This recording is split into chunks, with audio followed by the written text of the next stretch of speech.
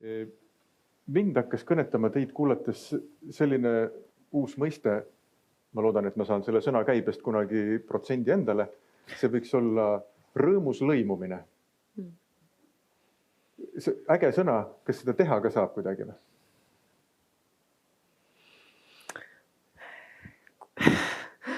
Et kui see rõõmus on seal ees oluline sõna, ma saan aru, eks ole, mitte lihtsalt niisama.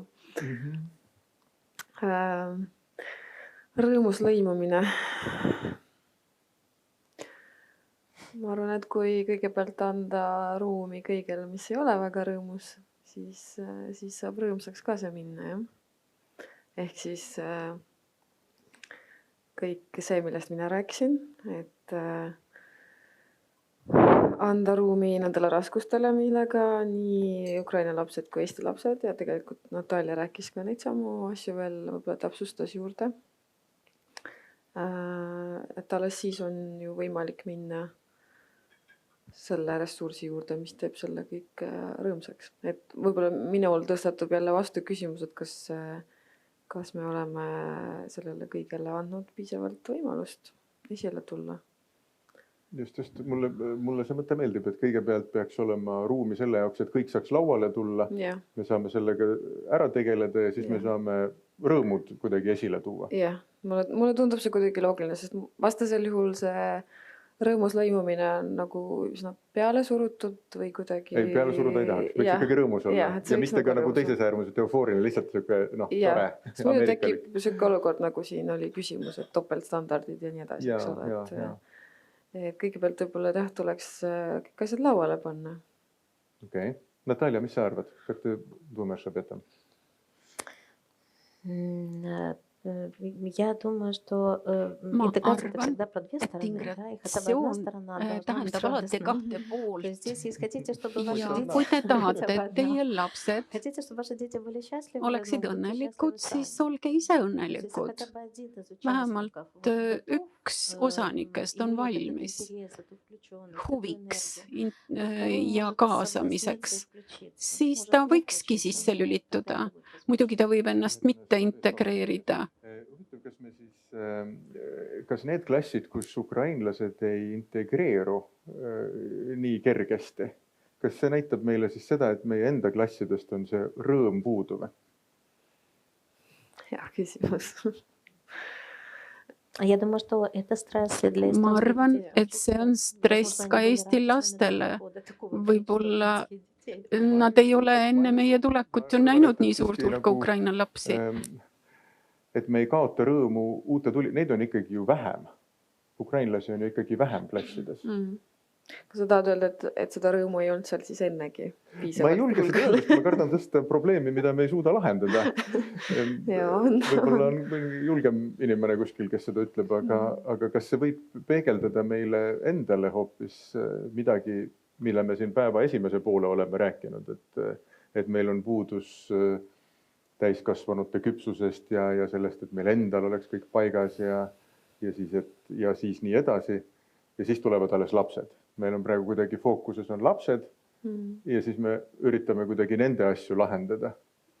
Ja, aga vist me kõik oleme täna ikkagi tagasi tõesti jõudnud selleni, et kõigepealt vaadata täiskasvanutele või iseendale siis otsa. Ja tõesti, et kas mul on nii palju huvi, kas ma olen nii rõõmus ikka päriselt selle kõige üle.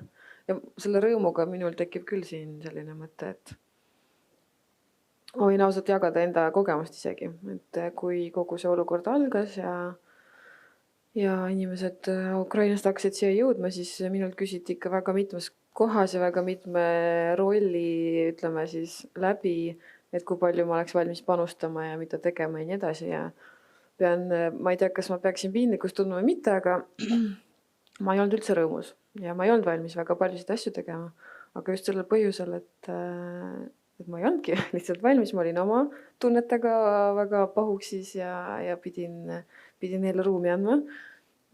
Ja kui ma oleksin ennast sundinud, ma arvan, et ma oleksin lõimumisele näiteks kaasa aidanud kindlasti mitte väga rõõmsalt ja mitte rõõmsa näoga üldse mitte. Et alles siis, kui ma sain endale seda tunnistada, et ma ei tahagi praegu, mul on raske erinevatel põhjustel. ja sain puhata. Siis alles hakkas see rõõm tulema. Ehk et me lõimumisabi ei peaks andma mitte ukrainlastele või teistlastele. See endale ka, jah, absoluutselt. Ja. Mina arvan seda kohe kindlasti. Ja. Sest muidu on see tõesti väga keeruline. Aga Natalja rääkis seda, et see täiskasvanu, kes reeglina Ukraina lastega kaasas on, tema on dominantne pereema, kes on harjunud juba Ukrainas olema püramiidi tipus, kõikide püramiidide tipus. Kuidas teda üldse siis toetada? Ta ju ei tule, sealt püramiidi tippu ei saa me kuidagi järgi talle või saame? Ну, вот опять, да, удержитесь сами. Muidugi kõigepealt püüdke ise püsima ja jalule jääda. Дети удержатся. Я вот аналогию, да, Ma опять toon из analoogiks психотерапевтической практики, как мы psühhoterapeutilise работаем с клиентом, который praktikast, kuidas me töötame kriisilise kliendiga, kes on suures mures või leinas, et ühel kaldal seisab inimene, teisel kaldal psühhoterapeut ja kui ta tuleb sessioonile, siis ta hakkab otsa selle augu põhja kukkuma ja siin on psühhoterapeudi ülesandeks see, et tema ka sinna auku ei kukuks, sest kui tema jääb sinna kaldale ja sealt ütleb oma tunnetest, ma näen, kui raske sul on, ma olen valmis sind aitama ja ütle, millega sa kui te ei kuku sinna, siis sellel lapsel või sellel inimesel, abivajal või inimesel hakkab tõusma teie kõrguseni, teie silmade kõrguseni, kuid niipea, kui kolleeg aga võttis sellel kannatanul õlgadest ümber ja nuttis koos nii-öelda kliendiga, siis see oli viimane seanss selle psühhoterapeudi juures. Sellest abi ei ole. Nii et eestlastel on vaja mitte kukkuda koos ukrainlastega sellesse dramaatilisse situatsiooni, vaid püsida jalule, oma jalule jääda ja mitte kaasa minna kõikide nende Ukraina itkete ja nutulauludega. Kui me arvasime päeva esimeses pooles, et Eesti perede ja lastega on keeruline see, et märgata ja siis toetada õiget kohta, siis Ukraina laste puhul on see veel keerulisem, et märka, ära toeta, siis toeta, kui vaja on, aga mitte liiga palju. Ja kui võimalik, siis suhtle lapse vanemaga, aga pigem ära suhtle, las ta tuleb ise teadmisele. Nii? Õige?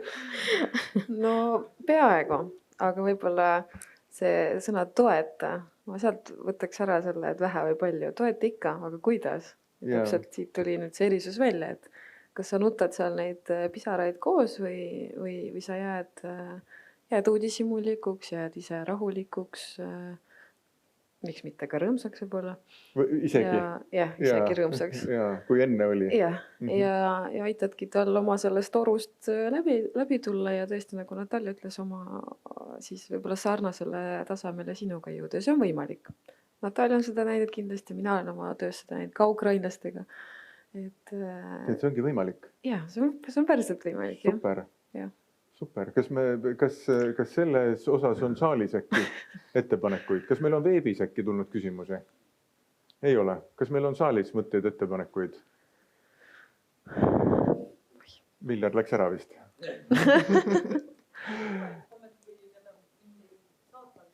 Oot, üks hetk, saad mikrofoni.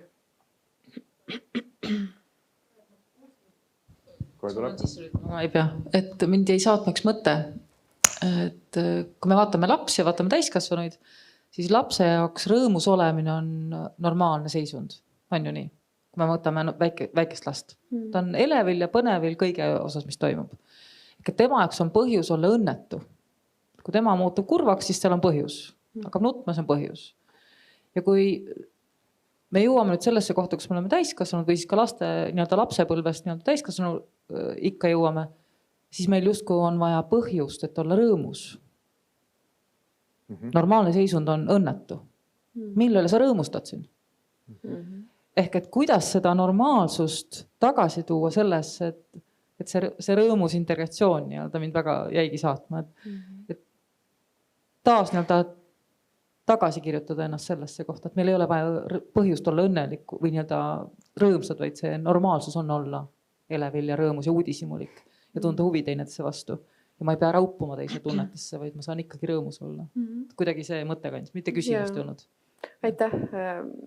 Ma olen nõus sellega ja võib-olla see on seotud ka selle nagu, kuidas ma ütlen, endale loa andmisega, et jah, olukord on raske, aga tegelikult on okei ka rõõmus olla, sest mulle tundub, et tegelikult mõnedel tuleb see väga hästi välja, et nad ongi nagu rõõmsad ja tulevadki, et nii on, et nad tulevadki, ütleme, ka nende globaalsete raskustega veidi teistmoodi, võib-olla nagu veidi paremini toime ja me võiks siis nagu neil lubada siis vähemalt olla rõõmsad ja loodetavasti nad ise lubavad, aga ka iseendale tõesti lubada mõelda ja olla ka sellises keerulises olukorras, kogeda igasuguseid tundeid, mitte ainult olla kurb ja meeleheitel ja mitte näha väljapääsu ja nii edasi. Võib-olla ukrainlased ongi tulnud meile siia ütlema seda, et meie elu on tegelikult ikkagi väga rõõmus võrreldes sellega, mis parasjagu nende elus toimub. Ja see on üks viis, kust võib-olla ammutada siis seda positiivset emotsiooni. Vaat hästi meil on. Aga miks ka mitte? Aga tõesti tegelikult. Me ei tohtinud ju kaasa tunda Ukraina põgenikele. Me peame ju ütlema, et saa hakkama, pesed hambad ära ja lähed kooli ja ei ole midagi hullu. Et võib-olla tõesti on see meeldetuletus meile endale, et me ei kaotaks ära rõõmu ja et kui me kohtame inimest, kes on, ma arvan, et ukrainlaste puhul on nagu kõige selgem on see, et nad nagu ikkagi on hädas ja et me saame aidata neid, võib-olla sellest tekib mingisugune uus rõõm. Ja ma arvan, et rõõmsat inimest vaadates on nagu lootus natuke kergemini tekkima kui seda, kes sul seal vastas samamoodi istub ja nutab ja peegeldab sul tagasi seda meil, peegeldust on ka vaja, aga sõna otseses mõttes, kui ta näeb, et sulle ka ei saa toetada, sinust ei saa ammutada mingisugust rõõmu, siis see ongi keeruline, seal ongi keeruline seda lootust tekitada ja loota siis selle rõõmsa integratsiooni peale. Если можно. Конечно, можно. Ребенок в животе у мамы. Veel ema kõhus on rõõmus. Kõik on korras.